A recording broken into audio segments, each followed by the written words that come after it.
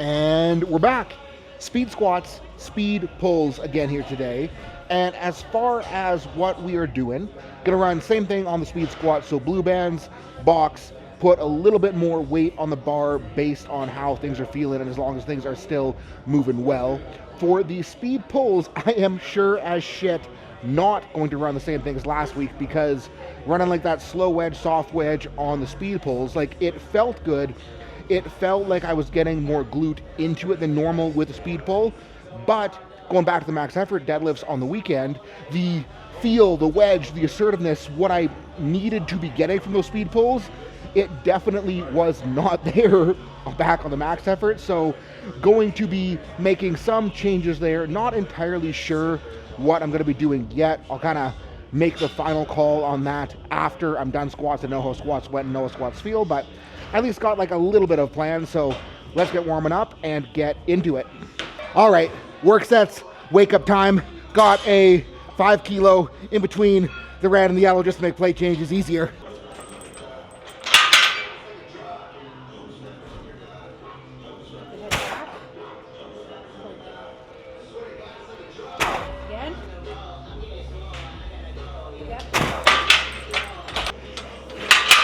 Cut.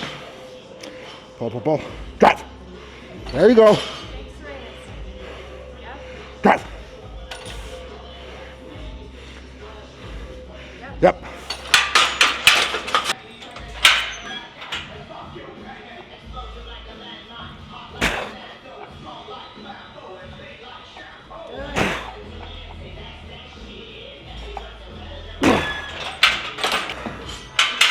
Squat.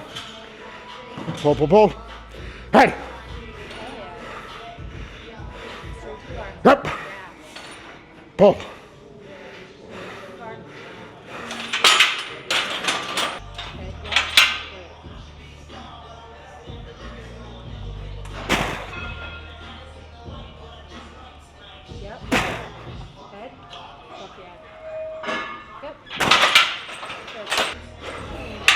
Squat. Pull. Drive back. Yes. Pull. Drive back. Good. Pull. Head. Yeah. Woo. There you go, dude. That was freaking sick. Definitely got better as we went.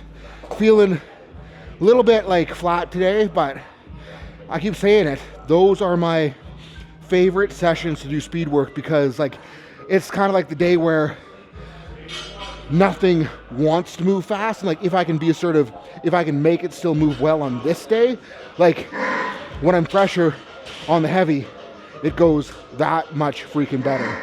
And on to speed pulls next, and I think what I'm going to do, the best choice for where I am right now is actually going to be to pull sumo today. And like obviously sumo, like the stance, the technique is very different, but what I really like about doing sumo speed work is that all of my wedging shit, it forces me to wedge so freaking hard compared to what I would with an equivalent weight conventional, and I can't just like asshole cheat the bottom end on a sumo. So it's like a win-win-win for what my pull needs, especially when we think about how much more hip is involved to drive sumo to lockout. So yeah, let's run them.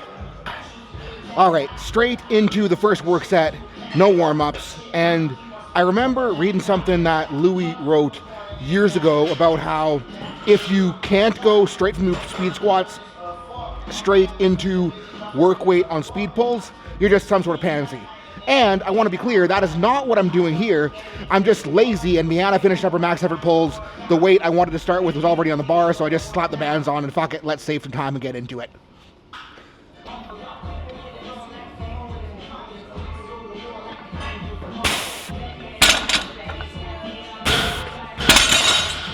I fucking hate sumo. Such a stupid exercise.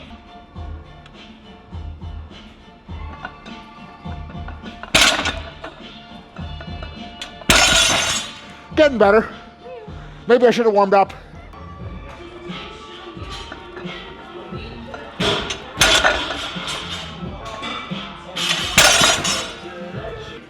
and not running the kettlebell swings today. Again, we are inside of 7 weeks out from the meet, so going to start pulling some of the smaller stuff out in hopes that it allows me to begin to show better on the heavier stuff and catch up a little bit in terms of recovery. So on to the Bulgarians, running SSB again. Hopefully we don't die. We didn't die last week, so we should be fine. This is so terrifying always, just going into the first rep being like, okay, we're fine. And it's like, just get that first rep down, realize shit's working, and then just let the shit work.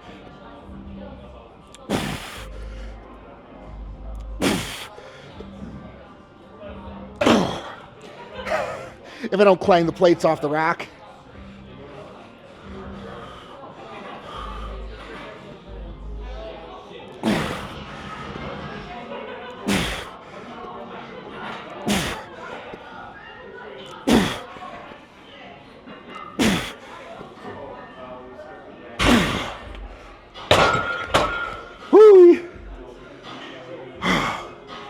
Red was probably a little too much on these last weeks. We're just gonna keep her here for another.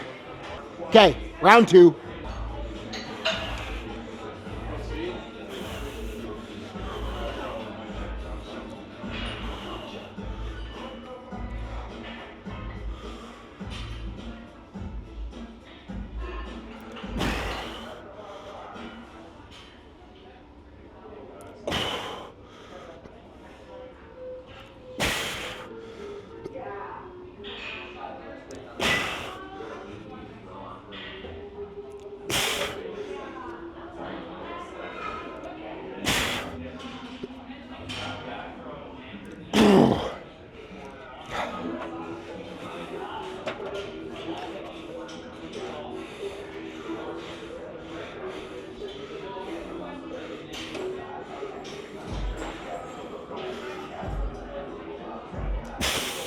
Little too long.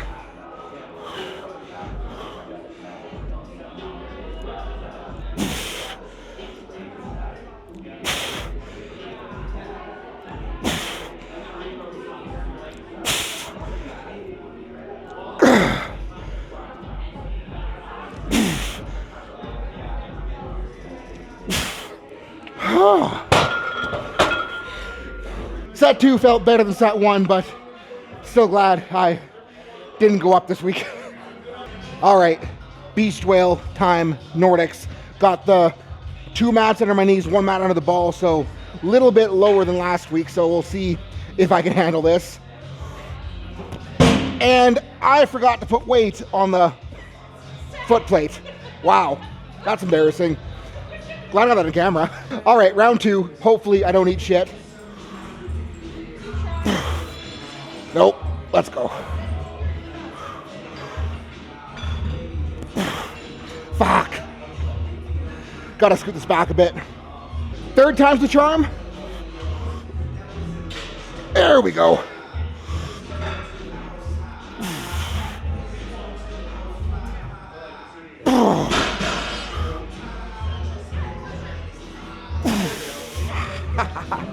Man, oh freaking man, that's hard.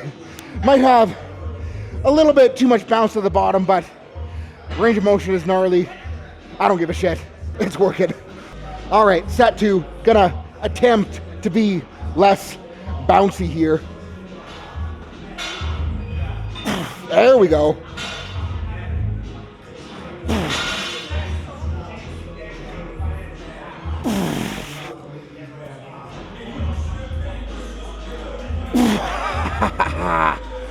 Gonna run 3rd set here because the first one was a little bit shitty.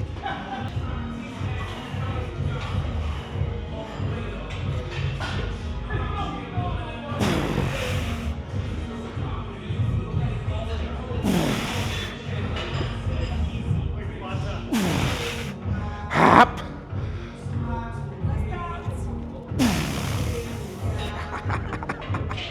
Woo!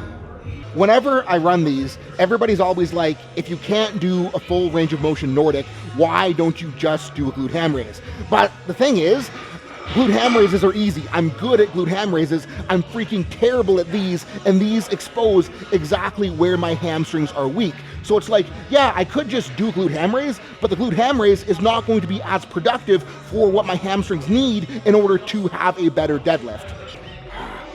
And running more of these underhand, gonna go light this week and really just try to dial that pack down, similar to what I was feeling on the reverse grip benches last night. Yeah, that's the ticket. This is gonna bring my bench back. And make sure I'm actually letting the elbows go too. No cheating that.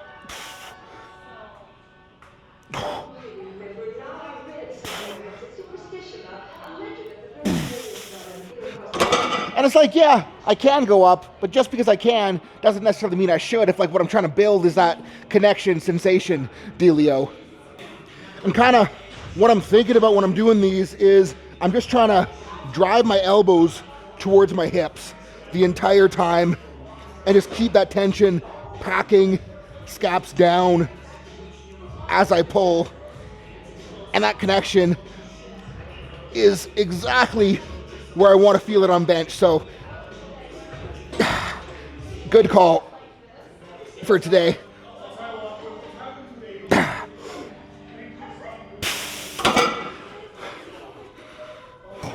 And I gotta get an airplane tomorrow morning, so gonna run these as a bit of a hip freshen upper before I do that. Not too long of a flight, but still want to be more limber, more spiffy feeling before I get crammed into a little tiny seat next to little tiny people who always think that they need to take up more room than I do. That's like the worst part about being on an airplane as a big dude is no matter who you're sitting next to, it's like they're always like, oh, you're big? I need to go into your seat. I need to go into your space. And then you always got to be all rolled up and jacked up for the whole duration because there's a 108-pound dude next to you that wants to man spread all over the place.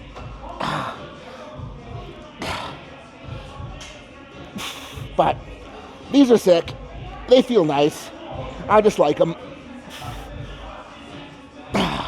And like this pull, when I'm thinking like pull on a squat, I'm thinking like that and like trying to pull myself into my glutes in the bottom, pull myself into more tension. And like the more tension I can pull into on the eccentric, the more tension I have to blast into the concentric. And it is counterintuitive because it's like, oh, if you're contracting your hip flexors, it's going to be force against the glutes, but it's like having that bit of co-contraction, having that extra stability because of the co-contraction around the hip just lets everything work that much freaking better. So hip flexors are important. I'm not going to act like one of those nerds that says that hip flexors are like the most important thing to train, like it's entirely the only thing between you and awesomeness, but I definitely do believe that they are worth giving some degree of solid attention to, as I hope is evident by how often I do train them, because it does make a pretty decent amount of difference for me when they're stronger and when they are working better. And that is that. And like, I get it. On dynamic effort days, when you do feel like flat, when you do feel tired, when you do feel like you need recovery, it's easy to get in your head and think like, I need to recover, I need to go lighter, I need to skip this because I feel like shit. And you're worried that if you push the speed work hard when you feel like shit, that you're just going to feel shittier the next day. But what you got to remember is like, the bar weight is so light, the overall recovery tax from this is so low that exerting yourself on this isn't really going to screw you up. And I always find that when I am able to dig in, when I am able to push hard on the speed days that feel like this, by the time the next max effort day rolls around, because I put some sauce on in the speed work, because I prime myself to blast when I don't feel good, when that max effort day rolls around and I'm freshened up a little bit, they always go that much better. So don't get in your head on speed work. Like, there are going to be days where it is hard to move fast. There are going to be days when it feels heavier than it should, but that isn't necessarily a bad thing. And if you can dig in and make it happen, it is going to become a very, very, very good thing. And I guess all I got to do now is head home, get some food in me, get packed up, because like I was saying, we're getting on an airplane tomorrow morning. Cole is doing a show out in Vancouver. We're heading out to basically make sure that he makes it there alive and in one piece with how depleted he is right now. Bodybuilding is freaking gnarly. I'm very glad that I do a sport where I always get to eat a lot of food, but I'm excited for him. He's going to do really, really, really freaking well, and it's just cool to see him have something that he can go all in on and be good at. So that's what I got for tonight, guys. I will see you tomorrow. Probably going to vlog the travel just so I have something to post after tomorrow. So see you then.